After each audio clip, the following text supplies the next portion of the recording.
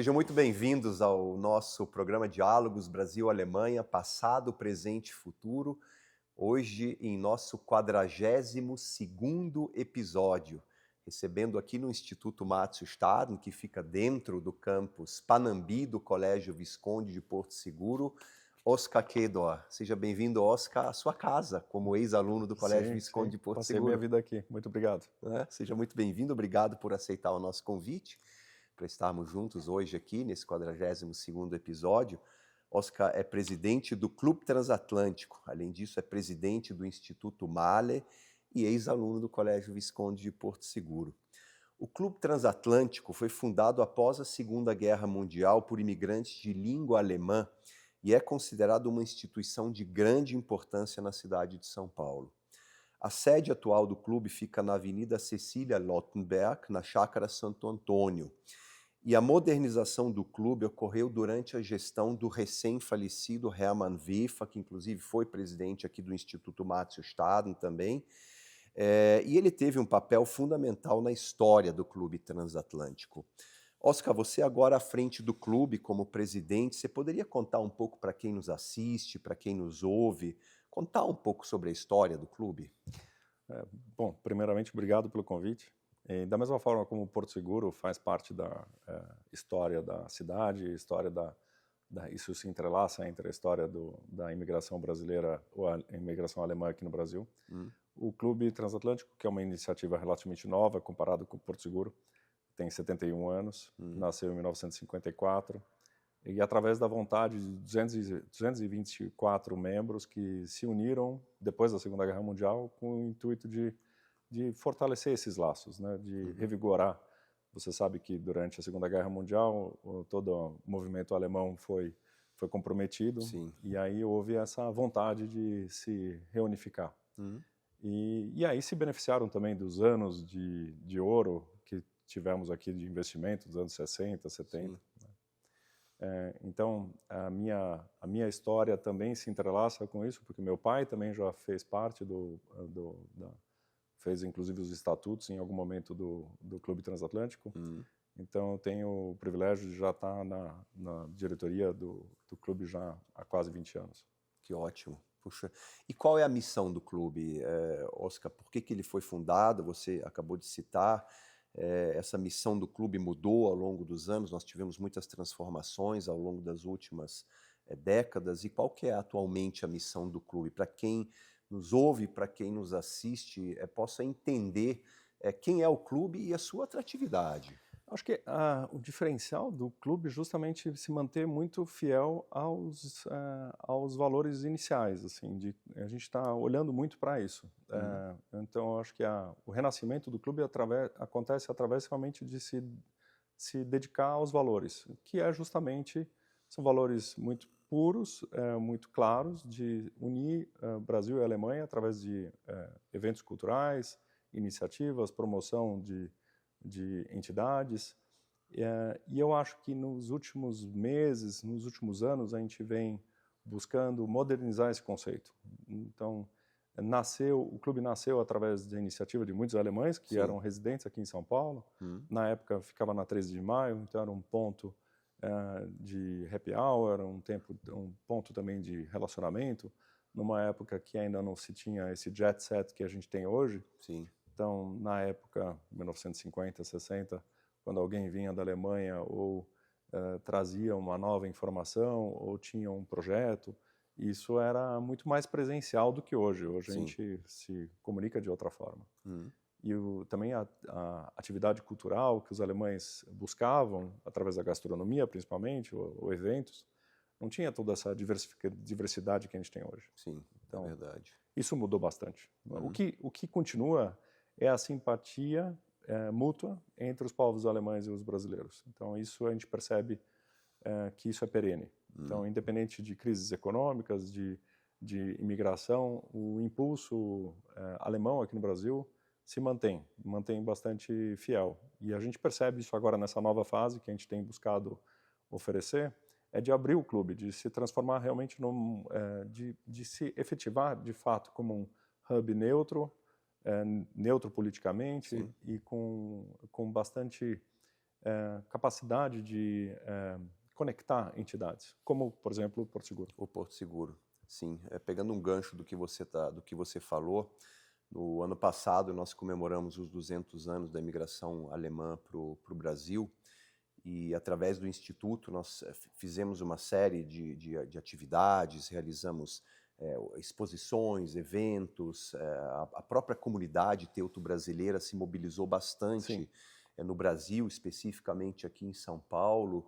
E eu digo tudo isso porque nós percebemos, primeiramente, a importância desses princípios e valores aos quais você se refere, independentemente de ser no Clube Transatlântico, de ser no Porto Seguro, de ser num consulado, de ser num determinado museu, numa escola de línguas.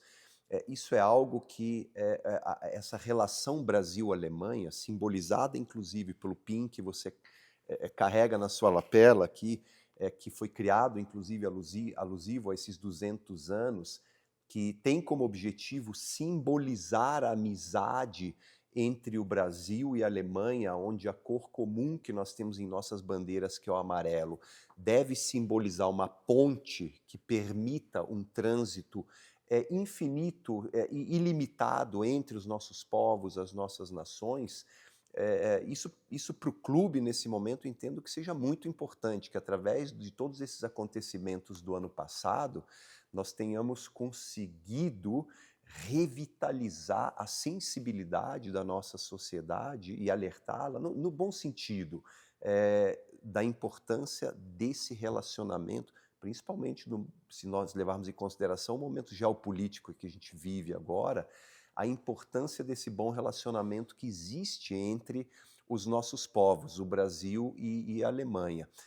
Digo isso porque a minha próxima pergunta é como você enxerga o futuro do clube, quando sabemos que existe ou que houve essa sensibilização em meio à sociedade, um mapa que inclusive o Instituto construiu no ano passado, com a parceria de muitos, trazendo para a sociedade a importância e a realidade de uma São Paulo alemã, o quão grande foi a influência dos alemães para o desenvolvimento da cidade de São Paulo, alemães esses que chegaram aqui em 1827.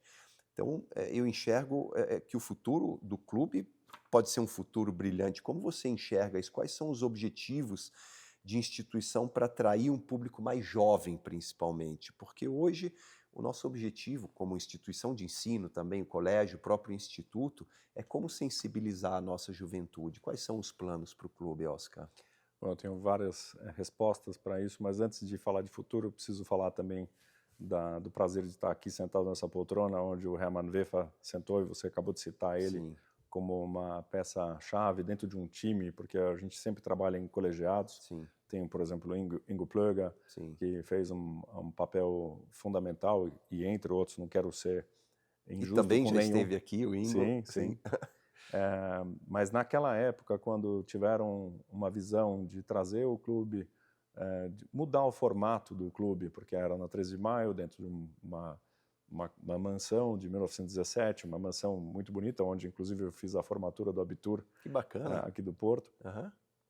Mas eles entenderam que o sinal do tempo era, depois de aquela região ter ficado bastante desfavorecida, foram desapropriados e também tiveram dificuldades econômicas, porque o modelo de negócio de associados, membros, mantenedores, estava passando por uma transformação. E eles tiveram o reconhecimento, graças a Hortif e tantos outros, que puderam ter a visão de levar o clube para onde a gente está hoje, que poderia ser um prédio. Eu acho que a visão era de se transformar num centro como uma casa alemã. Por uma série de razões também, isso acabou não acontecendo da forma como imaginaram, mas o prédio fica lá, uma localização que ficou super central na época, era distante ali, pertinho do Carrefour, mas depois veio o Deutsche Bank, e depois vieram outros prédios, e hoje é um centro de expansão geográfica incrível. Então, a gente é privilegiado apesar da ideia do Clube Transatlântico não precisar de uma casa, porque nós podemos estar em qualquer lugar, essa ideia de unificar entidades, isso poderia ser sem necessidade de uma sede física, Sim. mas nós, graças a essa movimentação deles, a gente tem hoje uma sede. E essa sede rende dividendos através de uma excelente parceria que a gente tem com o grupo Blue Tree. Então, o Blue Tree batizou aquele espaço como Blue Tree Transatlântico.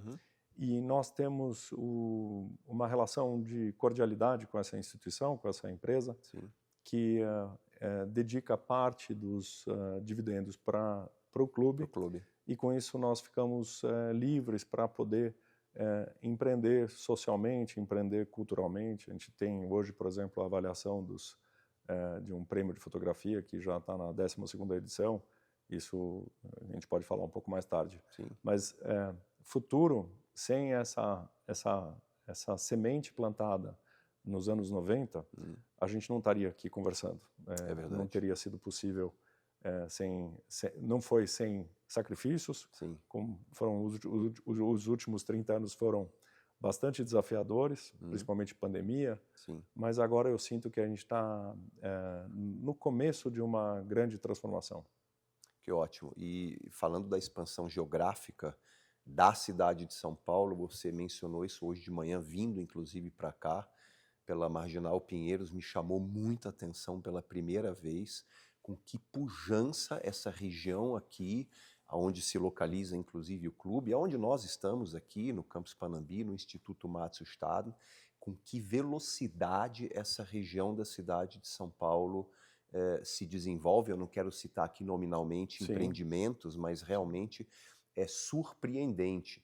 E eu digo isso porque hoje de manhã nós tivemos, antes de eu vir aqui para gravarmos essa entrevista, tivemos um kick-off meeting aqui no Campus Panambi, do Colégio Visconde de Porto Seguro, com os nossos professores que serão os responsáveis pela implantação do International Baccalaureate. Então, a partir do ano que vem, nós teremos aqui uma escola IB, exatamente. O Panambi se tornará oficialmente uma escola IB, do Porto Seguro, além do Abitua que nós oferecemos nos campos Morumbi e Valinhos, teremos também o International Baccalaureate, o IB, como uma proposta para essa região que cresce e se desenvolve absurdamente.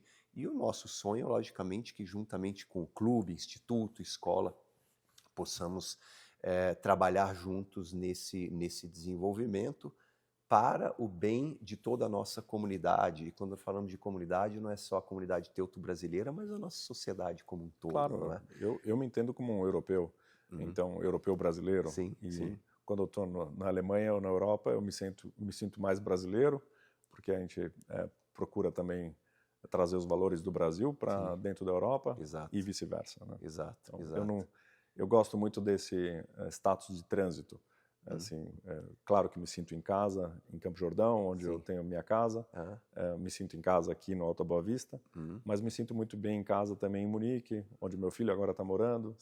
Nossos filhos. Nossos filhos, exato. Então, acabei de voltar do aeroporto, fui buscar o meu filho, que chegou às 4h30 da manhã hoje em São Paulo. Então, esse trânsito, né, isso é muito bom. É um privilégio, realmente. Né? Um privilégio. E o convite que nós fazemos, inclusive, o Porto Seguro é a prova disso, são quase 100 alunos que anualmente vão para universidades no exterior.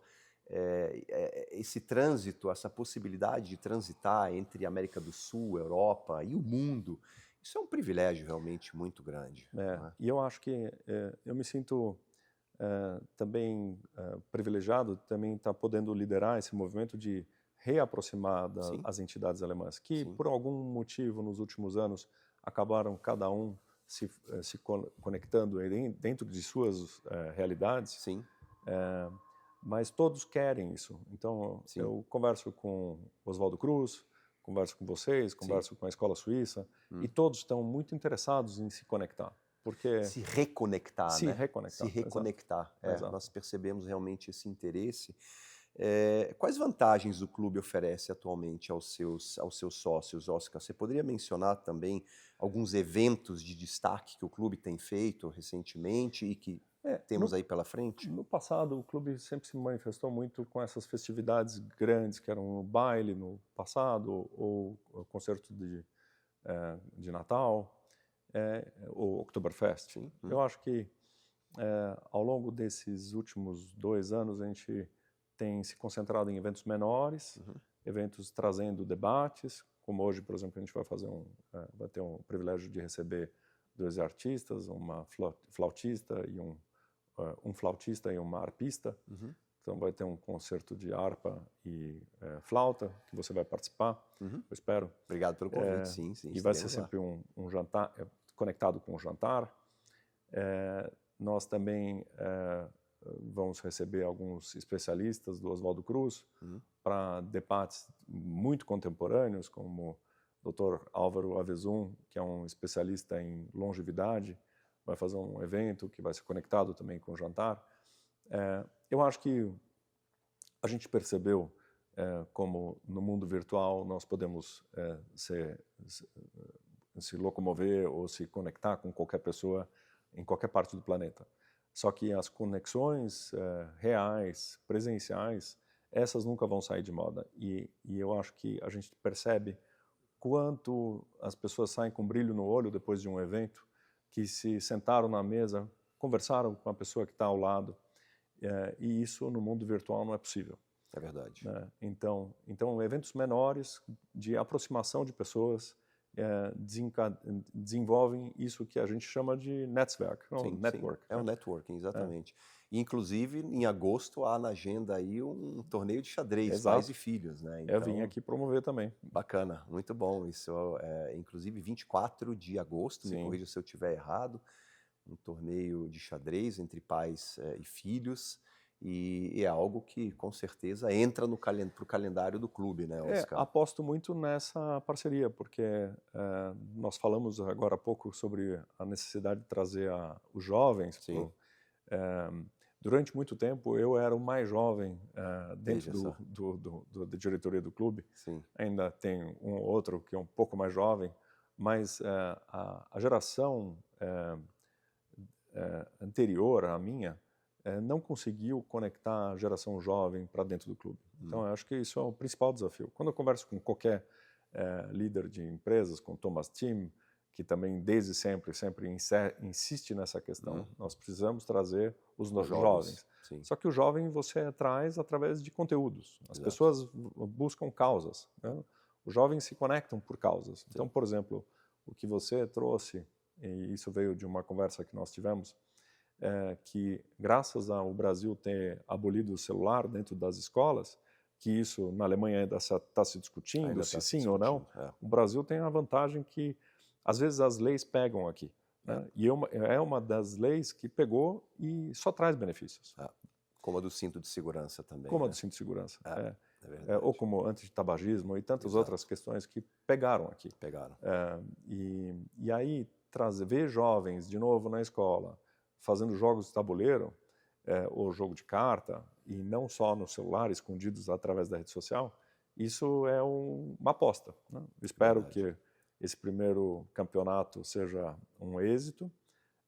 Eu acho que a gente está apostando bastante por uma semente boa, porque tem um poder de escala enorme, para outras modalidades, inclusive. Com certeza. E no momento em que realmente nós vivemos uma realidade eu não vou dizer de banir o digital, mas de encontrar um equilíbrio entre o digital e aquilo que é físico mesmo. Quando nós olhamos, por exemplo, para a Suécia, Dinamarca, voltando completamente atrás, reintroduzindo livros físicos, nós temos o grande benefício e o grande privilégio no nosso país de termos realmente, falo do próprio Porto Seguro, uma diversidade enorme de ofertas, de cursos extras, onde um deles, inclusive, é o xadrez. Sim. Então, que atividades como essa sejam um pontapé inicial para que nós consigamos trazer a juventude através de atividades que lhe interessem para dentro do Clube Transatlântico. Eu acho que você comentou dos escandinavos, né? Eu julgo, talvez pelo modelo de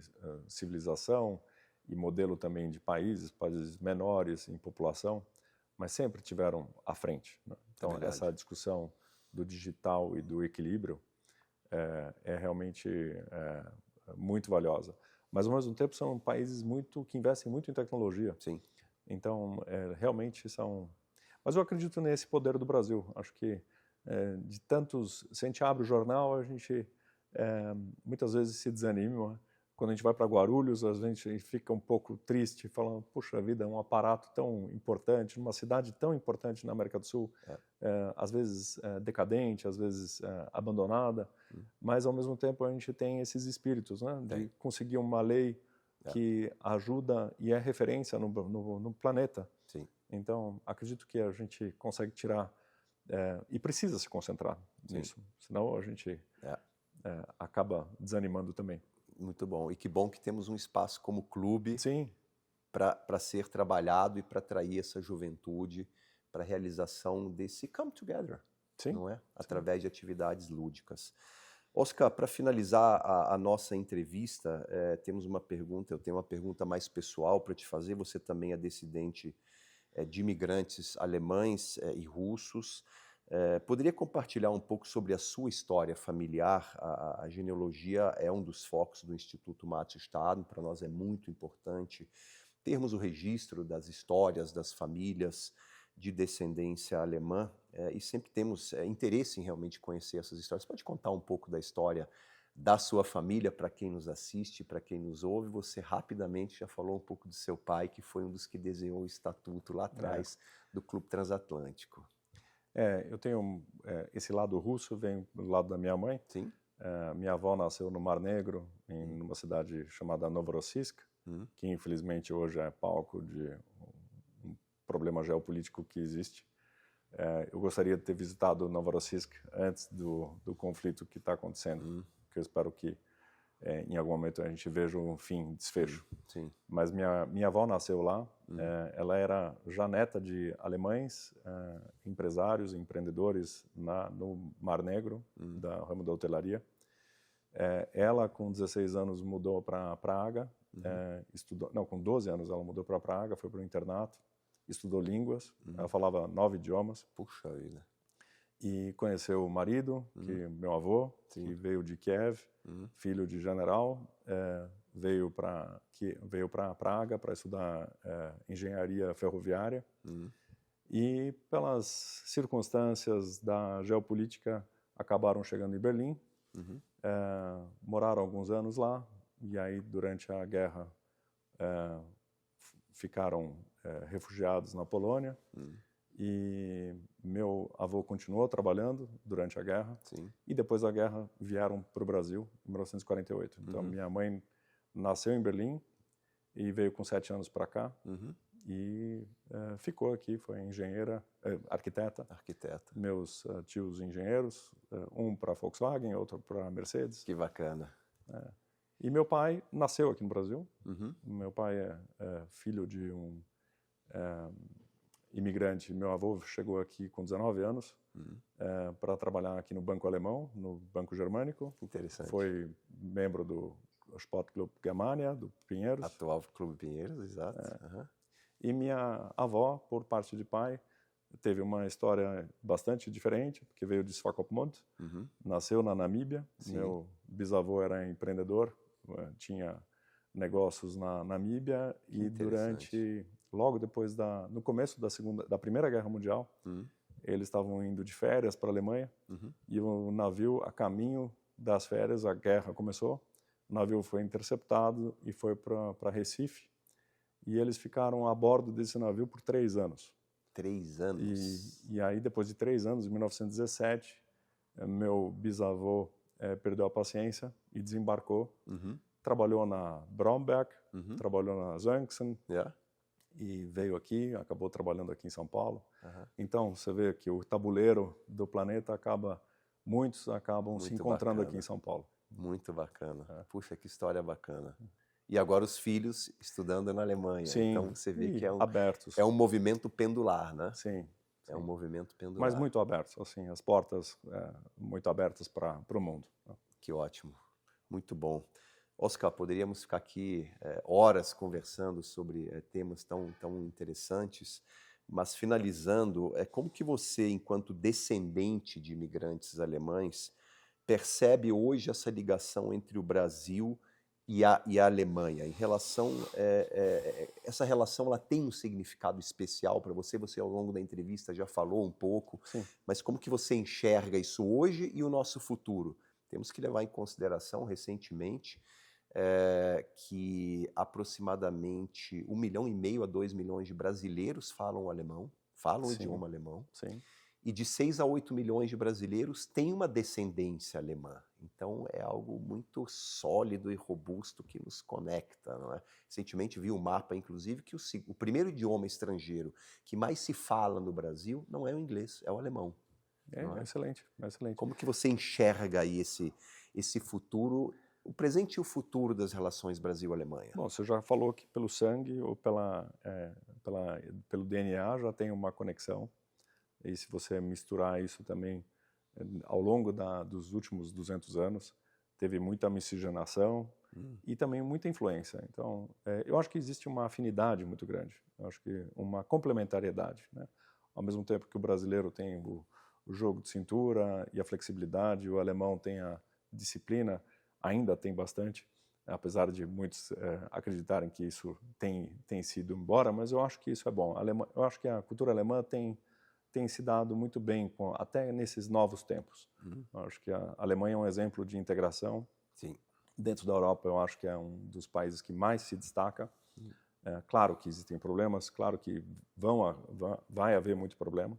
Mas é a locomotiva da Europa. Exato. E eu acho que a gente também lida com isso. O Brasil também é uma civilização, aquela questão que o Brasil é um país jovem, isso também vai virar passado, né? É verdade. Em 2040 ou 2050, 1/3 da população brasileira vai ter mais de 60 anos. Exato. Então a gente também vai aprender como lidar com isso. Mas eu acredito muito, eu acho que existe uma confiança mútua muito grande. O mundo tem mudado bastante para momentos bastante turbulentos, mas eu acho que esse caráter Brasil-Alemanha, ele é muito firme. E eu acho que tem muito pela frente. Eu finalizo usando uma frase que eu já tenho usado em várias entrevistas aqui, que resume muito bem essa relação, die Chemie stimmt. Ou seja, a química entre os dois países, ela funciona muito bem. Sim, funciona. Não é? Oscar, muito obrigado por ter estado conosco aqui nesse 42º episódio do nosso programa Diálogos, e para quem esteve conosco, muito obrigado pela sua audiência, por ter nos assistido, por ter nos ouvido, e até breve em nosso 43º episódio. Obrigado, Oscar, por ter estado conosco. Obrigado.